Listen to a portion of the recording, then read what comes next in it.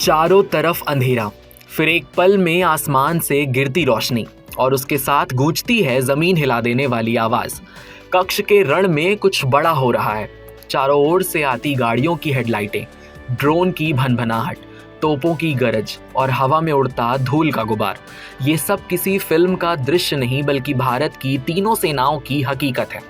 रण और सरक्रीक के इलाके में भारत की थल सेना, नौसेना और वायुसेना ने मिलकर दिखाया है कि अगर कोई दुश्मन हमारी सीमा की ओर आंख उठाएगा तो उसका जवाब 3 गुना ताकत से मिलेगा। ये वही जगह है जहां समुद्र की नमी और रेत की गर्मी मिलकर युद्ध की सबसे कठिन परिस्थिति बनाती हैं। लेकिन भारतीय सेना ने इसे धरती पर अपनी शक्ति का प्रदर्शन किया है। इस अभ्यास का नाम है ब्रह्मशिरा, जो कि त्रिशूल एक्सरसाइज का एक हिस्सा है। त्रिशूल यानी वो शक्ति जो तीनों सेनाओं की संयुक्त ताकत का प्रतीक है। यह अभ्यास केवल तैयारी नहीं, एक सख्त संदेश है कि भारत अब केवल सीमाओं की रक्षा नहीं करता बल्कि खतरे की जड़ को खत्म करने की क्षमता रखता है। वीडियो में दिखा कि रात में एक साथ दौड़ती गाड़ियां, फ्लैशिंग लाइटें, हवा में उड़ते ड्रोन और आसमान से आती फायरिंग, सब कुछ बिजली की रफ्तार से होता दिखा। एक ट्रक से तोप को खिंचवाते जवान और फिर आग का गोला जो आसमान को चीर कर निकलता है। ये नज़ारा सिर्फ एक सैन्य ड्रिल नहीं था, ये दुश्मनों के लिए खुला संदेश था। हम हर मोर्चे पर तैयार हैं।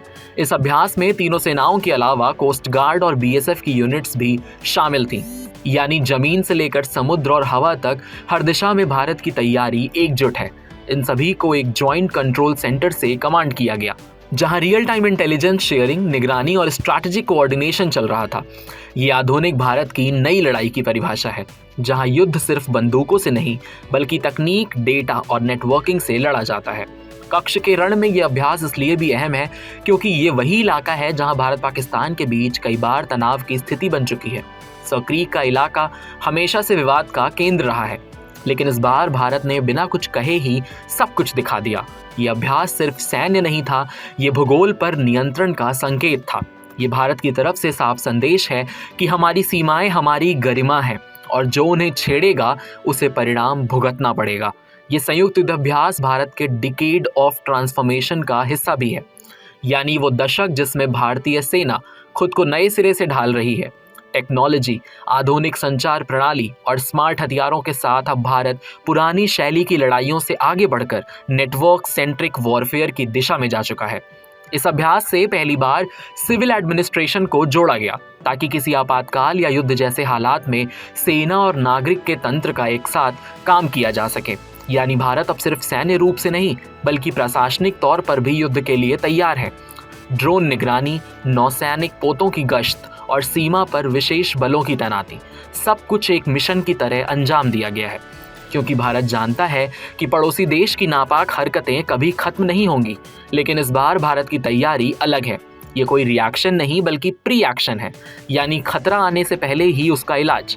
सरक्रीक से लेकर अरब सागर तक भारत की ये सैन्य गूंज पाकिस्तान के लिए एक चेतावनी है। अब अगर गलती की तो सजा उसकी सोच से बड़ी होगी।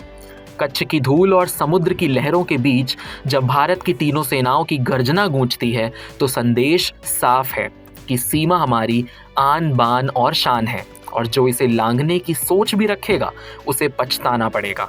भारत अब न रोकता है, न झुकता है, न डरता है। भारत अब सिर्फ कहता है, जो टकराएगा वो मिट्टी में मिल जाएगा।